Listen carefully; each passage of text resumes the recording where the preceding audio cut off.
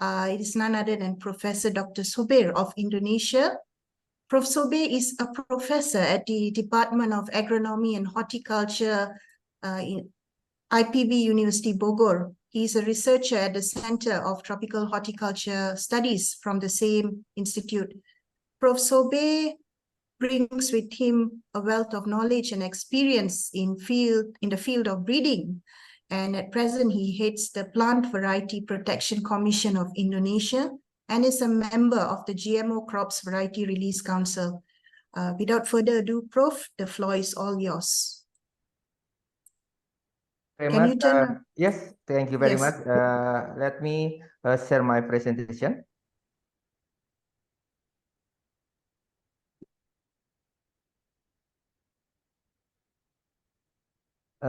This is the presentation already on the screen. We can see it, yes. Okay, thank you very much. Thank you very much for organizing committee for inviting me to this very important meeting for underutilized crops or tropical fruits. I would like to present about production, consumption, and also trades in guava Indonesia. This is me, Sobir, and Awang Harissaja and Elina Masa. I'm also from Center of Tropical Fruit Horticulture Studies of IPB University. As mentioned by the moderators, that guava originated from Mexico, Central America, Northern Southern America, also Caribbean region. Indonesia, guava actually very well known as the source of vitamin C, since several data show us that this food may contain vitamin C up to 200 milligram per 100 gram, per 200 milligram per 100 gram. So actually was not clear when guava introduced to Indonesia, but recently guava due to this good adaptability, as mentioned by Dr. Fusati, already spreading in all the archipelago. Now we can see here, as in terms of production in 2002, this is guava. This is still in number 13. Whilst number 13 is, you can see here that in Indonesia, guava is considered to be a minor fruit. But also in 2021, guava is still in number 13. It means that the importance of guava in Indonesia is still considered as minor fruits. So still steady in this position in number 13. But actually in Indonesia, guava somehow will be popular in some period. For example, guava is increased sharply from 2000. This is, you can see here the production from 162 ton and increase almost 33-fold in 2022, become 420,000 tons. But increasing, interestingly here, this is the sharp increase in 2004. 2004 is due to the increasing popularity of crystal guava. This is in this period, Indonesia is very famous from crystal guava, and we consider as tropical apple.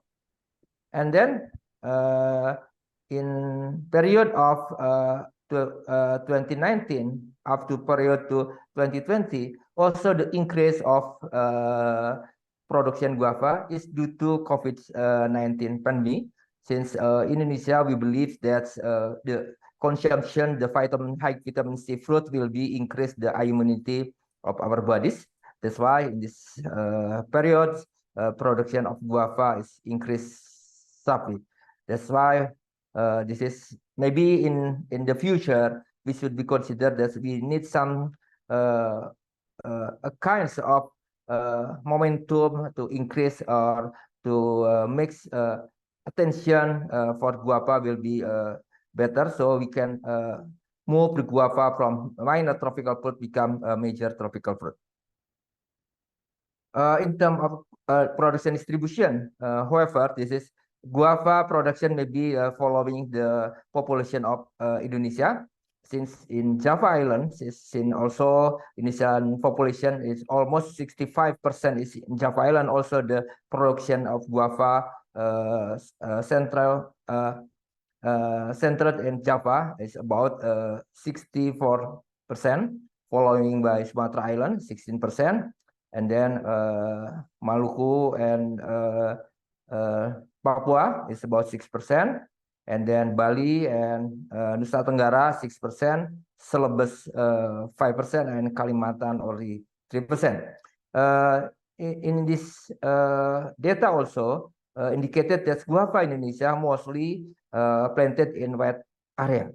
That's why maybe we can see here that the distribution of guava mostly in the wet area like Sumatra, look like Java, and also Maluku and Papua, maybe due to the source of water we are solely depend on of rainwater. We can see also the development of production distribution. For example, in 2001, distribution of 63% in Java, 14% in Sumatra, and even in Maluku, Molucas, and Papua is not yet data available. But in 2022, we see the increase of production in Sumatra is about from 14 become 16, and in Java Islands is from 63 become 64, and sub increase in Papua from only 2.0% become 6%. This is maybe the distribution of production of guava Indonesia, but slight decrease production in Bali and Nusa Tenggara from 9% become 6%. As I mentioned before, is in Java actually the most profit is Java, following by Central Java and West Java, and West Papua is as I mentioned about wet area. Also the sub increase of production of guava. In this also we can see here that's the distribution of guava production in years. Production are harvested 3 higher in quarter ones, indicated that maybe production will be good under water availability, with water availability, and then also in this quarter one to the number of production tree is the best. But the highest yields, the highest yield is in quarter 3, because in quarter 3 in Java Islands there is good sunlight radiation, but also water is still available. That's why the highest yield is in the quarter 3, even though it's quite as relative same with quarter 1 and quarter 1 in Java Island. This is the guava production system. In Indonesia, most guava is grown in small orchard at lowland area. This planting like that. This the spacing 3 meters to 2 meters. So this is about almost 2,000 trees. 2,000 trees per almost. Yeah, so this is more 1,000 trees in hectares. But most of them is actually conducting intensive husbandry. So because the farmers is already leading farmer, that's why the production also very good. This is the example of guava production in Indonesia. Mostly recently they are producing 2 kind of guava, crystal guava and also pink guava. Even though we are mostly in lowland area with intensive husbandry, but also we have a kind of big orchard in Lampung. This is about 150 hectares in Lampung province is operated by Great Giant Pineapple. Actually, this is the most highest pineapple producer in the world. But also they are developing guava and also banana. This is just an example from their orchards. They are cleaner, but also they are using irrigation for better productivity. You see here, also we did something experiment to compare how if we try to extend guava production in medium area. We have see here that this is the diameter is higher in midland area. Also the weight of the fruit also higher in medium area, but the hardness is higher in lowland area. This is I think from 27 in lowland area, but 24 in medium area. Bricks also, the taste is better if we produce in lowland area. The acidity also higher in lowland area. But in vitamin C is higher in midland. In phenolic compound is better in lowland area, but in flavonoid is better in midland area. In this term, we see that we can make this lowland area be complemented from midland area for different processes. That's why if maybe we propose in Indonesia for better vitamin C, better active compound is maybe good in midland area compared to lowland area, but in term of taste is maybe better in lowland area.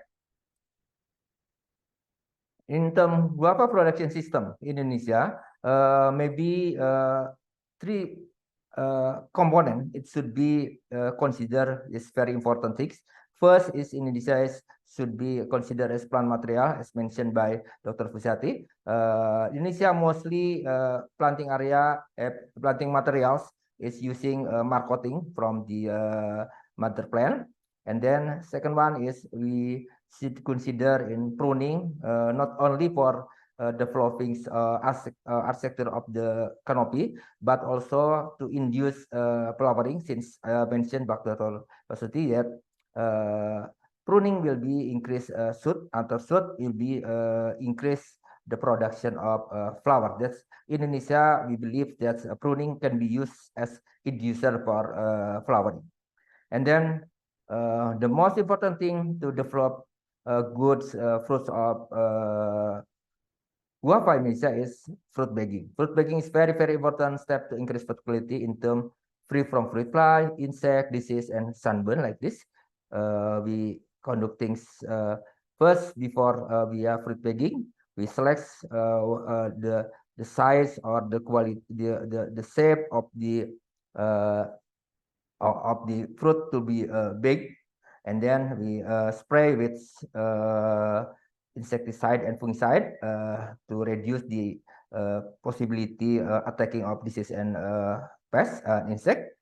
And we mostly two-step bagging. First, we are doing bagging using styrofoam, and then using plastic.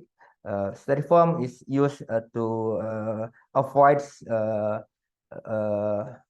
bruising from fruit to fruits. After that, we are fruit bagging using styrofoam and plastic. And then we conducting fruit inspection since we are using plastic and using styrofoam, it's quite difficult to see this maturity of the fruit.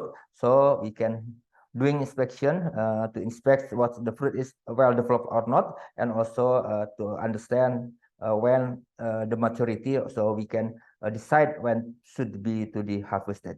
This is the conducting process of inspection by the farmers. This is our problem, fruit fly. This is the most problem in Indonesia, fruit fly, and also the attack of insects. This is not cancer, not the diseases. This is insect. And then also diseases, most diseases is anthracnose. This is anthracnose like this, but also look like mentioned Dr. Previous presenter. We also facing fruit crack, maybe due to lack of availability of calcium. And then also this is since the fruiting of the guava is mostly in wet season. So combination between the oversupply of water and also the lack of calcium made the fruit cracking. This is also we have a problem on sunburns. So that's why we need to bagging using the styrofoam to avoid bruising between fruit, but also to avoid sunburn. This is a major phase. We have big problem on fruit fly. This is like this fruit fly. Also, we have problems of anthracnose, attack the fruit, attack the young fruit, also attack the mature fruit. And then in the past, we have problem on Lepidoptera, attack fruit like this, attack flowers, attack branch, also attack fruit. And then we have mealybug, mealybug also attack fruit, attack young leaves, and also branch and twig, and also attack fruit. So actually we have another problem, but this is the four we consider as the major problem of Indonesian's guava production in the field. In terms of harvesting and post-harvest, the farmer mostly cut the mature fruit. They are mostly the determination of when to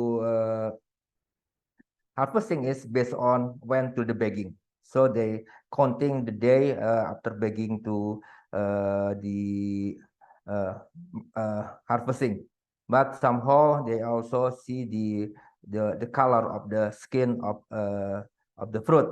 After that, the mother fruit they are picking using scissor and collected in basket like this, and then they do sortation.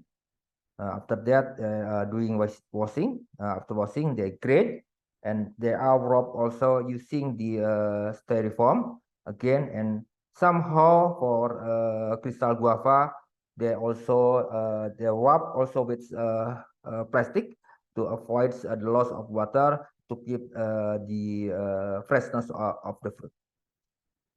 And then packaging in cardboard like this. Indonesia also since di Indonesia the guava considered as minor fruit. This so far is only 6 varieties released in Indonesia.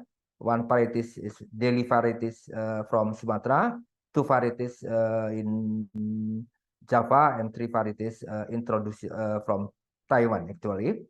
So this is Delhi. In Wijaya Merah and Mega Merah, it is in Java Island, West Java Island, because this is the pink guava, both of them with different shape size. Wijaya Merah relatively elongated, but Mega Merah relatively rounded. And then we have 3 introduced variety. This is was Mutiara or Pearl and Crystal and all Bipara. Bipara like this is quite elongated. It's like bell shape. And then this is the crystal variety. But the most popular so far is this crystal variety because the consumer is likes to consume them freshly. This is crystal variety introduced from Kaohsiung district by Taiwan Mission before 2000, year 2000, and then now it's already spreading in all area in across archipelago. This is popular due to less seed and crunchy flesh. So that's why this variety they are considered to be consumed freshly. Food weight can reach 650 grams. Greenish white flesh color, crunchy. Yield of well cultivated 3 up to 70 kilogram 3 years in maybe 4 or 6 years after planting. In terms red guava, Wijaya Merah is very popular along with Mega Merah, released in 2003, originated from Bogor Regency, popular as the source of vitamin C, with fruit weights can be reached 460 gram, red pink flesh color. Yield of well-cultivated tree can reach 100 kilogram per tree per year after 5 to 6 years. This is the potential variety in the future. We have good higher vitamin C and maybe less fruits. This is also with good high vitamin C and vitamin A. This is also shape like this. Also maybe totally seedless guava. Maybe this kind of guava in the future can be developed to enrich the guava variety in the Indonesian market. So in term consumption, guava actually is quite good because guava is in term of production, Indonesia, guava is ranked number 13, but in term of consumption, guava ranked number 8 after papaya, watermelon, selaka, and rambutan, and apple. This is the total consumption is increased from almost to false compared to last decade. Maybe this increase of consumption of guava in Indonesia also related to COVID-19 pandemic, since Indonesian people believe that if consume lots of guava will increase this their immunity to the virus. This is consumption for consumption of guava, crystal guava, and pearl guava or mutiara is mostly freshly, and for the red guava mostly is not fresh, but still somehow they are also fresh. From guava minimum processing like this, yeah, become pickles, or most of them become juice like this. And as mentioned before, that guava need of juice guava in Indonesia, pink guava is very high. That's why we are still imported from India. Also, we made guava to decorate the cake like this. Is common for makes better appearance of in colors of cake. Also, we have several fried. We have guava fried like this, and also this is become snacks or crackers. This is fried guava crackers, and also this is look like another guava crackers like this. But interesting thing in Indonesia, we not consume the guava fruit, but also we consume the young leaves of guava. They fried after put some flour, so we made leaves guava leaves cracker like this. And then in the guava marketing, I have got data from one district in Central Java. After from farmers, they have 3 kinds of channel. First channel, this is going to local collectors. It's about 62.5% going to local collector, but from the local collector, only 2.58% going to local consumer. Most of them, it is about this is about 60 going to the retailer, this is going to the retailer, and from the retailer going to the final consumers to the supermarket. But in terms of another channel, is the third channel is going to district collector. So the collector from the district will be sell to wholesaler, and after the wholesaler is going also to final consumer. But interestingly here, This is the most farmer shares is we gain with using second channel compared to first channel only 62.5%. Also third channel is only 61.53%. And also we can here see that if using second channel, the farmer share can be reached 68 of 80% because here the final consumer also is in supermarket given better price for them. This is guava marketing. We also sell the guava in fruit stall. This is for fig guava.